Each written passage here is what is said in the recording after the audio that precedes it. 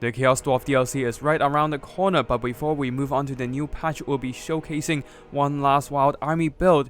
This time we have a Witch Hunter on the field, an almost forgotten unit of the Empire roster, providing an array of stat debuffs in the form of Accusation, minus 20% missile resistance, minus 22% physical resistance, minus 24 melee defense, and minus 30 armor. And we'll be synergizing it with multiple other debuffs from the Empire roster, including the Great Wizard here, providing further armor debuffs in the form of the Withering, a Lord of Shadow spell that nobody ever brings, though it does provide a little bit of leadership debuff. And then we have Enfeebling Foe, further stat debuffs in the form of melee defense and attack, and also Malkov's Mystifying Miasma for direct damage. In disguise, we have Boris Thoughtbringer. Now, he is actually another key to this build because he does have multiple debuffs, including the White Cloak of Ulrich, providing a minus 8 melee attack. Also, we have Crush the Weak, a crucial debuff providing further stat and leadership debuff once enemy's leadership drops to 50% or lower. For easier activation of Crush the Weak, we have Blood Roar on Boris, providing a minus 8 leadership to surrounding units. For the rest of the army, we have a front line of swordsmen, one of them the Sigmar's Sons. Behind them, Empire Spears, providing some anti-large fighting power against enemy cavalry. A couple mortars to deal with our Bretonnian opponents' archer lines. And finally, last but not least, the heavy cavalry department of the Empire, 4 Empire Knights in total, 2 on each flank. We'll be using them to challenge the Bretonnian Knights. Now for our opponent here, the Bretonnians. We have a front line of men-at-arms with shields backed up by more men-at-arms and a single beast layers of Baston in the middle. Further back, multiple units of peasant bowmen, really standard deployment for the Bretonnians, as well as a single blessed field trebuchet. On the flanks, we have some elite armor-piercing cavalry in the form of questing knights. Normally, they would trade great against the Empire cavalry, not only because of their armor-piercing, but because of their melee stats as well. 40 attack and 39 defense, very impressive for cavalry. The Bretonnians also brought quite a bit of air force in the form of Royal Pegasus Knights and Royal Hippogriff Knights. Just a lot of elite cavalry on the field, supporting them a single Fey Enchantress, providing a bunch of healing in the form of Earthblood, as well as a damaging spell, the Dwellers Below. And then we have the Shield of Thorns for melee damage reflection, not exactly the most meta spell here. And then of course her bound ability, the Favor of the Fae, providing additional melee attack bonus. That's it for the army builds. Now let's get the battle started and see what all these stat debuffs can do when they're stacked on top of each other. The battle begins with a bit of artillery trade between the mortars and the field trebuchet. The trebuchet did some damage to the mortar crew but then switched over to the swordsman, while the mortar will try to aim down the peasant infantry of the Bretonnian army. Now theoretically, the explosion does great damage to light armored troops like the peasants, but unfortunately the mortars don't have the greatest accuracy, especially with this firing arc. So unfortunately, not hitting the men-at-arms actual formations, doing very minor damage to these Bretonnian peasant infantry. Boris got a little ahead of himself, straying way too close to the Bretonnian formations, now being crossfired by a bunch of peasant bowmen. Although he does have some heavy armor at 85 plus the regeneration, that means he will be taking minimal damage, and whatever chip damage he took, he can simply recover it with regeneration. On the opposite side, my opponent is trying to pull a sneaky one, sending those Royal Pegasus Knights all the way around the battlefield for a flank attack, hoping to get my mortar crew, so I'll be reserving some of these Empire Knights to countercharge the Royal Pegasus Knights once they drop down. While at the front line here, the men-at-arms will be engaging swordsmen. The swordsmen will be pinning down the Bretonnian infantry, opening up a flank, preventing the peasants from supporting the questing knights. They would trade great against the men-at-arms, who doesn't have the greatest melee stats at only 27 attack, 34 defense, while the swordsman has 33 attack, 33 defense. Even the Beastlayers of Baston would not have a good time fighting the unbreakable Sigmar's Sons, who have 41 attack and defense, and on top of that, unbreakable. But the real focus here is the head-on charge between the questing knights and Empire Knights. Normally, questing knights trade great against the Empire Knights, but this is no normal scenario, as I'll be stacking a shit ton of debuffs on the questing knights. First off, opening with an Accusation, then follow up with a Withering, lastly finishing the combo with an Enfeebling Foe. But that is nowhere near the end of the debuff combo. Now we need to put the game on pause just to talk about all those passive debuffs going on in the background.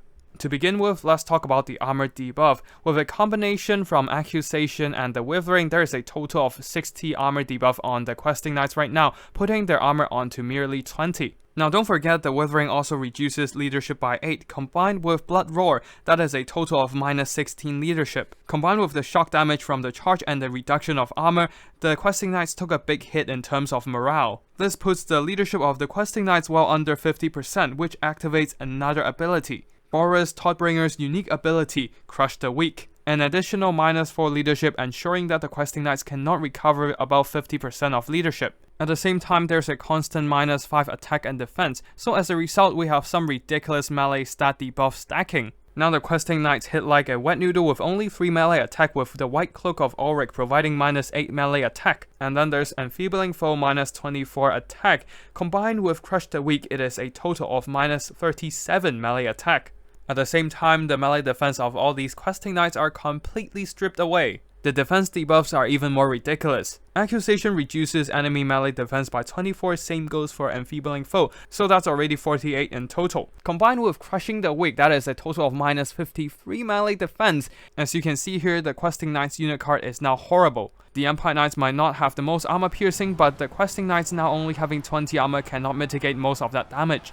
Their block chance is minimum with 0 melee defense, so they'll be taking the full brunt of that charge impact damage, while at the same time their armor piercing attack is wasted as they cannot land hits with only 3 attack. After all the debuffs and shock damage, the Questing Knights rout, though that does put a few abilities on the Witch Hunter and Grey Seer in cooldown. So we don't really have much to deal with the Royal Hippogriff Knight for now. We'll be using these Empire Knights who routed off some peasant bows to pin down the Hippogriff Knights, while Boris Todbringer will extract himself from this engagement and fight somewhere else. For example, charging straight into the man-at-arms here, covering surrounding units with his Crush the Weak debuff, lowering the leadership and melee stats of the man-at-arms, forcing the man-at-arms into a terror rout with his Griffin. Though at the same time the Hippogriff Knights are catching up with Boris, so Boris will have to sit here and tank the damage before the debuff abilities are done with their cooldown.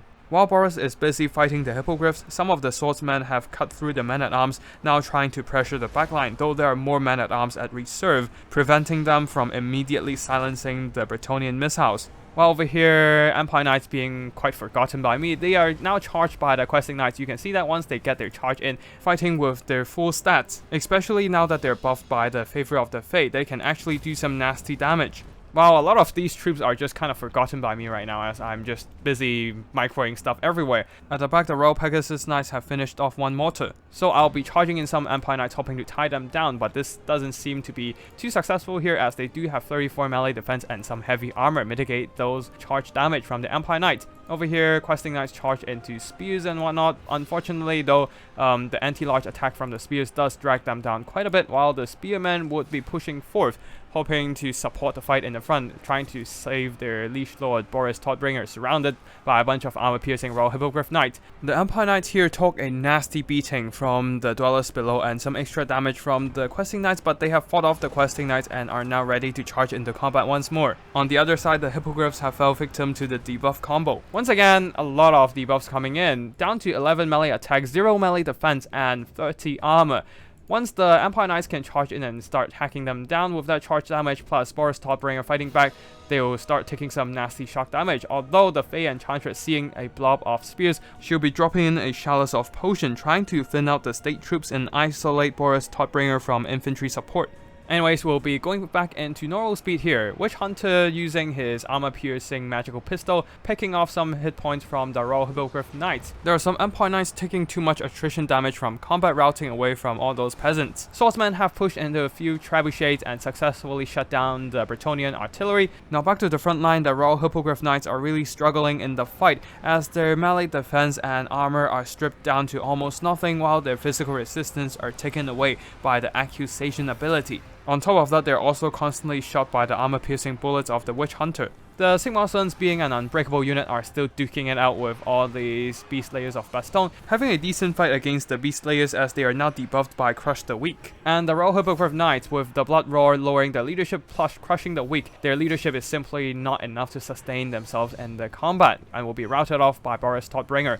Over here, there are more Empire Knights just flooding all these Bretonnian positions. Royal Pegasus Knight drops in, trying to surround Boris Todbringer, but will be hit by Malkov's Mystifying Miasma, draining quite a bit of their health. And with the Hippogriff Knights routed, they will in turn be targeted by the Witch Hunter himself. The Beast Slayers of Bastogne are now terror routed, leaving the Royal Pegasus Knights alone against a horde of Empire troops. At the same time, the Empire state troops are swarming the Bretonnian backlines. The peasant bows at the back are either running for their lives or trying to crossfire and shoot down the pursuing Empire troops. And that leaves a lot of the frontline components of the Bretonnian army alone against Boris Todbringer and all these Empire Knights. A Shield of Thorns is dropped on the Royal Pegasus Knights, but that won't be helping them much. Royal Hippogriff Knights have returned to the support of the Beast Slayers of Bastogne, so this will be a strong force of Bretonnians to fight through. But at this point, I do have the initiative as more and more Empire state troops are pushing back the Bretonnians' peasants. Over here, some regrouped Empire Knights are now charging down, lancing down all these peasant bows. At the back, the peasant archers are still shooting, but unfortunately for Bretonnians, all their cavalry are basically gone. The Bretonnian player admits defeat, and it shall be the victory of the Empire and its stat debuff combo. This stat debuff combo works great if you want to delete enemy elite units, for example the Dragon Princes here, with minimal magic cost. For example, the Grey Wizard here only costs 7 winds of magic to cast a Withering, and only 6 winds of magic for Enfeebling Foe, so that is 13 winds of magic in total, compared to 20 plus of Fate of Buna. This is absolutely cost effective. Even if you add on the Malkov's Mystifying Miasma, that's only still 18 winds of magic. It might take more micro than Fate of Buna, but it also allows more flexibility. And don't forget that the Witch Hunter doesn't cost any winds of magic to cast that Accusation. So these poor Dragon Princes being hit by Accusation, being hit by Withering, and being dropped by Boris Todbringer himself. Even without the Enfeebling Foe, their melee defense is still now debuffed down to only 15, while their armor is debuffed down to 50. And if we go back to normal speed like the battle goes on, we can see that the Empire Knights rear charging them and the spears are dragging them down now that they don't have the protection of heavy armor, nor do they have any physical resistance anymore. The Malkov's Mystifying Miasma also accumulated a lot of damage on these elite cavalry. And not only the Dragon Princes, even the Silver Helms are affected due to the Withering being overcast. And that's why this stat debuff combo has more flexibility than Fate of Buna, because you can adjust your spell casting according to the situations. Now this build not only synergizes with melee units but also with missile units. Actually, they are especially good when you have missile troops on the field because of all the extra leadership debuffs. For example, over here, Sky Striders having heavy armor and missile resistance theoretically would tank just fine against Huntsman missile, but not when they're dealing with all the stat debuff combo.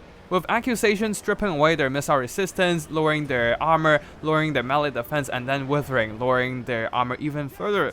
They only have 60 armor right now, which gives the Huntsmen a massive damage boost due to their lack of armor piercing. And don't forget that being shot by missiles have additional leadership debuffs. Now let us pause the game here and see what's going on with the Sky Striders' leadership. Outside the usual combat debuff from the damage, from being flanked, and from losing combat, they're also hit by a total of minus 20 leadership from the abilities, including Blood Roar, Withering, and also Crush the Weak. And after that, it is the damage by artillery, minus 10 leadership, and also at the bottom, under missile fire, an additional minus 5 leadership. With a total of minus 35 leadership from sources unrelated to melee combat, even the elite Sky Striders are fleeing right now, with Boris striking fear into their hearts with his Griffin mount. This debuff also works against other units outside of cavalry, including single entities and infantry. On the left, you can see Boris Todbringer and his Empire Knights ganging up on a severely weakened Malekith. And on the right, there is a white lines of Shraids fighting through a bunch of swordsmen, but once they got hit by a bunch of debuffs, the rear charge of the Empire Knights are devastating them due to their lack of armor and melee defense. Of course, there's the help of the Malkov's Mystifying Miasma, but still, state troops shouldn't rout white lions that easily, especially when Imrik is here providing leadership buffs. Of course, there's still a weakness to this build, and that is the cooldown time of the Accusation ability. It is an ability that doesn't cost any winds of magic to use, and as a price to pay, it has a long cooldown at 90 seconds. So that means you need to pick your usage of the ability really carefully, because once you use it, you need to wait for a minute and a half before you can cast it again. Before that, all you can do is spam shadow spells, which on their own doesn't really do that much. So you need to reserve your debuff combo for the most powerful unit on your opponent's roster. If you bring the stat debuff combo against a wide army of the opponent, then this build might actually struggle because the stat debuff combo might struggle to find a proper target to be used on. Just like here, the Slaanesh Marauder spam plus the cheap but very cost-effective Hellstriders swarming my position from every direction. I managed to debuff one cavalry unit, but there are still multiple more to go, and with that my army is simply overwhelmed by sheer numbers from our opponent. Now let us have a look at the post-battle screen where we can see that 2 of the Empire Knights did really well, recovering well over their cost. The other 2 not so much, but these 2 fighting some Questing Knights and the Hippogriff Knights who got nerfed down to Oblivion. All those debuff combo equalized the fight between them and the elite Bretonnian Cavalry, allowing the much cheaper Empire Knights to punch way above their weight class, straight up routing one of the Questing Knights with the help of Boris Todbringer, and later drag down those Hippogriff Knights and the Royal Pegasus Knights in melee combat. As for the other units here, the mortars got shut down by the Royal Pegasus Knights, not doing much here, while the Witch Hunter and the Sigma Sons both recovered their own cost. One notable thing is that the Witch Hunter has armor piercing and magical bullets. Great counter against the Bretonnian Cavalry who has physical resistance due to the Blessing of the Lady, giving the Witch Hunter a chance to maximize his damage. The Shadowcaster, the Grey Wizard, doing minimal damage really. All the damage came from the Malkoth's Mystifying Miasma, which was dropped on the Pegasus Knights and the Royal Hippogriff Knights, not the greatest units for the spell. As for the state troops here, did okay, not amazing. They were mostly just there to push through enemy infantry and threaten the backline. These guys dragged down quite a few Questing Knights, so got quite a bit of value overall. As for Boris Todbringer, not a lot of damage, as he was mostly there to tank damage and provide those debuffs and terror. On the Bretonnian side, the Royal Hippogriff Knights did a lot of damage, surrounding Boris Todbringer, beating him down, but that is Boris indeed, so he can recover a lot of his lost HP with the healing. Royal Pegasus Knights routed off both mortar crews, so unfortunately for me, they actually recovered their cost. As for the Questing Knights, they didn't really earn back their own cost here, being severely debuffed by all those ability combos. The Trebuchet didn't do much damage either. Beastlayers of Baston fighting Sigma Sons, not a target they want to fight against. The Peasant Archers not doing much damage against the State Troop spam, who all have shields, mitigating a lot of those Archer damage. The Men-at-Arms front line unfortunately did not hold up to the State Troop rush, and the Fey Enchantress not doing much damage overall either. A Chalice of Potion dropped onto my State Troops, but that's about it. Overall, this build is quite flexible, using a stack of debuffs, new terrain key units of your opponent's army, and then reverse the engagements as you strike them down with much weaker units. And according to different situations, you can actually mix and match the spells, for example overcasting Withering to provide an area of effect armor debuff, or simply not bring Withering if you're fighting lightly armored factions. All the spells in this build are extremely cheap anyways, so you can actually spam them however you want. Anyways, I hope you enjoyed this build using the forgotten unit of Witch Hunter. Just want to raise awareness of niche units before we move on to the next patch, and that's it for today's video. If you want to see more Total War Warhammer multiplayer, be sure to subscribe to the channel, especially with the Chaos Dwarfs coming, and I'll be showcasing them in battle soon. Thank you for watching, and I'll see you in the next one. Tactical Lich, signing out.